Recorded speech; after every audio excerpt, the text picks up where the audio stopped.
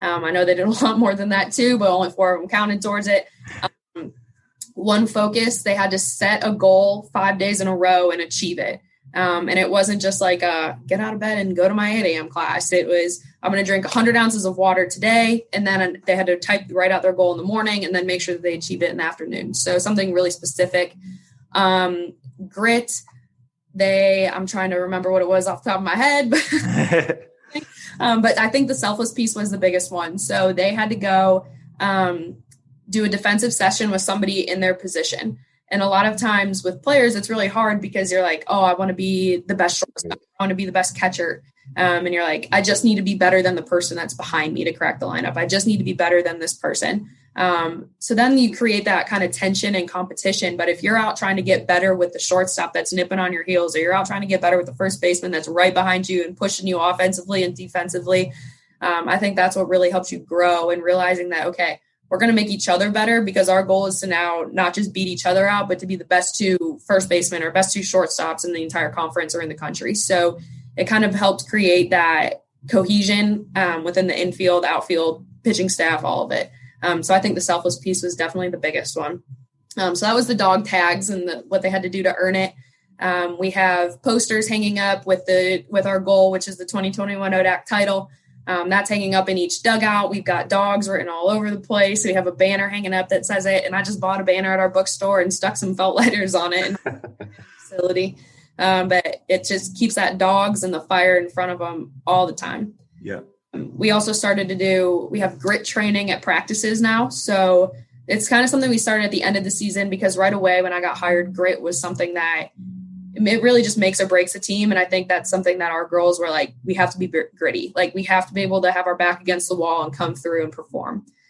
So we started grit training. So at the end of every single practice, we have some form of it. So I'll just go with our last one. So Coach Smiley, our pitching coach, he throws heat. So he's throwing like 60 from 35 front toss, but he spins it and everything. And we had a runner on second base, and it was offense versus defense. We had a top defense out there, and the hitters, I said, I need 5 hitters that are going to score the runner from second base. We've got 2 outs. I need 5 hitters that are going to score. They're not allowed to volunteer other people, and there's no discussion. So you have to raise your hand and put yourself in that situation. Nice. And we talk about, we would say, like, if you're not failing, practice is far too easy. If you're not failing, you're not growing. So I don't care if you fail. I have a list of all the players that have volunteered on my whiteboard that have volunteered in grit training, because I want somebody that's going to be up in those situations. Those are my gritty players. So I think that's just another piece of it, but it's really just, they'll bark at each other across campus. They'll get big at each other when they go by. So just keeping those things at center focus and finding a way to incorporate them into practices is huge. Yep. So Coach, those are amazing examples. What have you found to be the most challenging piece when it comes to getting that buy-in from, because John and I have talked about it before, as an athlete, a lot of times we can see if you go take those extra hacks, or you go spend that time in the weight room or whatever, there's some tangible results that you typically will see. When you're doing mental training, grit training, things like that, you don't always get to see those results. You feel them, but you don't necessarily get to see them. But what have been the challenges by introducing this to the team over the past year or so? I think the challenge comes with the players if they don't see success, they don't see how it comes through right away. Just society overall is very results driven, and we want results as fast as we possibly can get them. But from my playing experience, it was a 3-year process before everything really started to click. So it's just, sometimes you have to repeat everything a lot, and repeat, what dogs is and why we're bought into it, especially with maybe the player that isn't seeing the payoff just yet with the mental conditioning, or maybe maybe they've always gotten by physically. And on the field, they're really great, but then some piece of their game starts to slip, and it's really easy for them to say, oh, it's not working. Right. It's not working. It's like, you just have to keep at it, and it'll pay off eventually. Yeah, and the other thing that they do, Brandon, is she has dogs of the day. So, like at their practices, their rewarding and recognition is second to none. I mean, they're always finding ways to catch you doing it right. They're always finding ways to highlight where somebody has demonstrated one of these core principles, and I think that's such a big key too. So, it's a really good thing.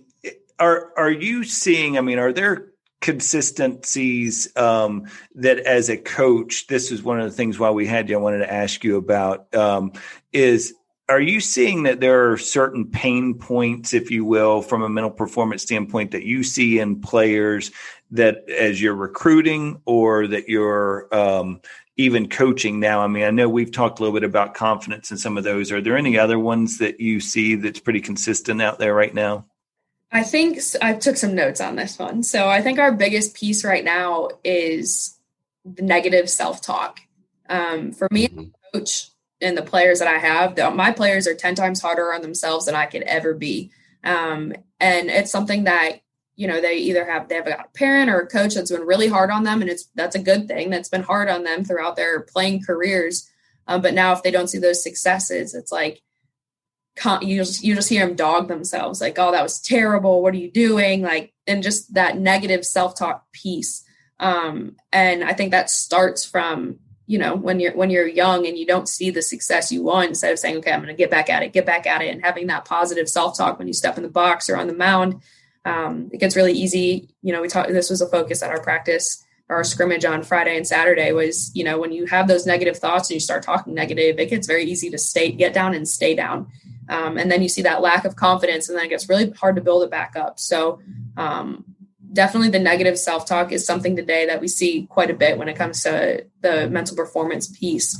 And then also just seeing, in the recruiting process, it's individuals greater than the team when you're recruiting process. And in today's where it's, everything's showcase based and results don't matter, which is a curse and a blessing, because now that results don't matter, your personal results are all that becomes important to you, and which coach saw this. And I have to make sure that I'm performing well. I don't care what the rest of the team does, because if I'm still hitting 500, I'm still going to get recruited. So it's about finding that centralized team focus again, and that competitive piece. I love watching tournaments when it's Elimination Sunday and Saturday is what seeds you for it. Because if Saturday doesn't matter, right? Yeah. What are you playing for? So. That's right. Right.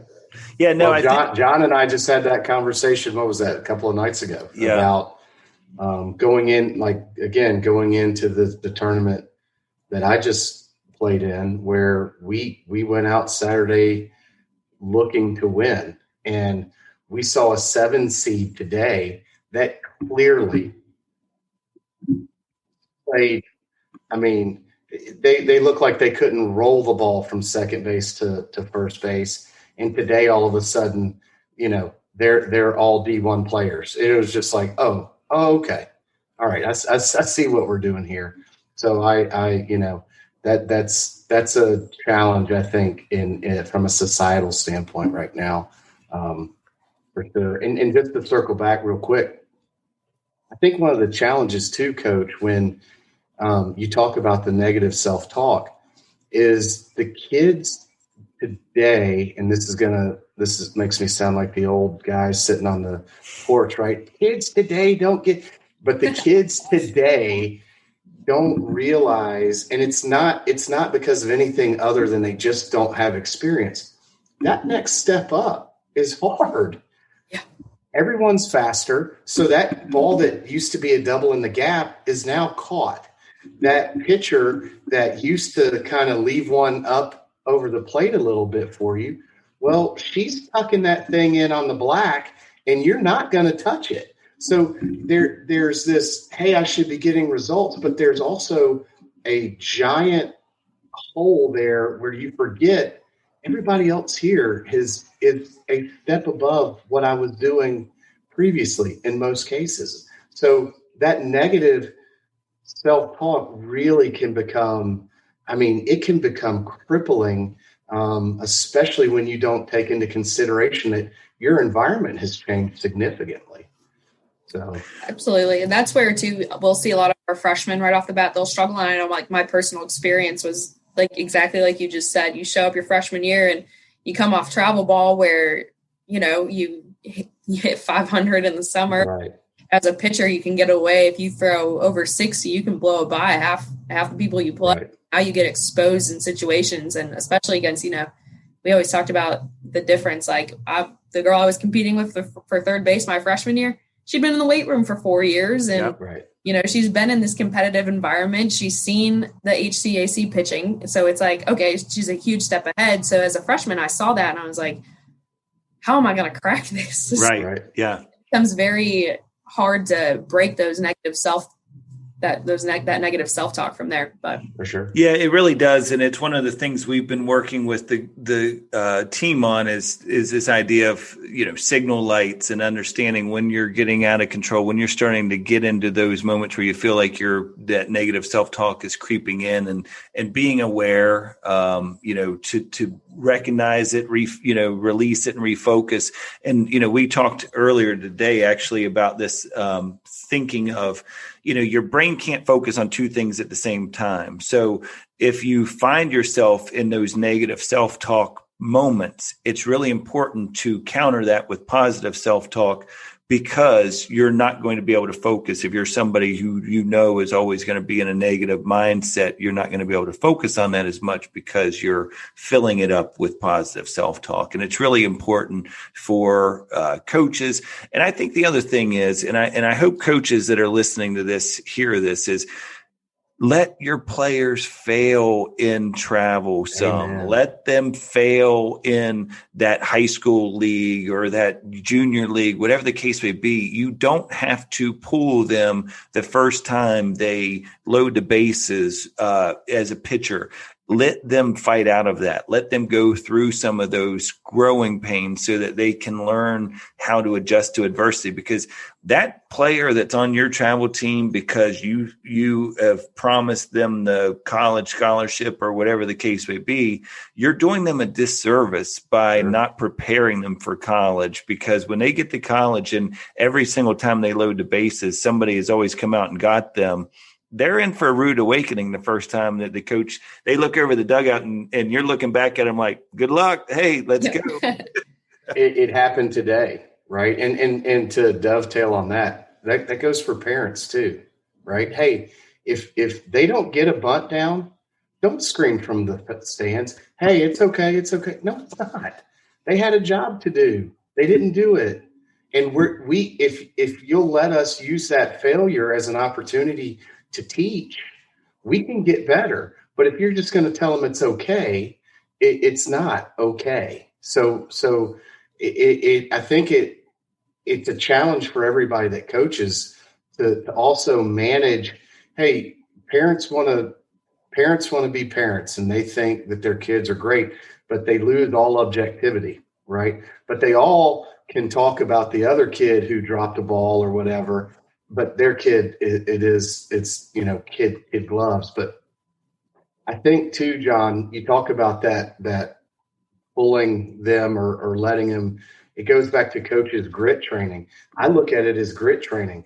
We had a kid today, struggled a little bit early on, and the other coach goes, hey, you want to pull? And I was like, no. I mean, this is what we're here for. Yes, it is a win in advance situation, but this is what we're here for. He needs to learn, like, hey, you've gotten yourself in this mess with some walks. Get yourself out. Or let's see how he even handles trying to get out of it, and then we can use it as an opportunity to teach from. So I think, you talk about those things, and it's interesting to hear Coach talk about them too.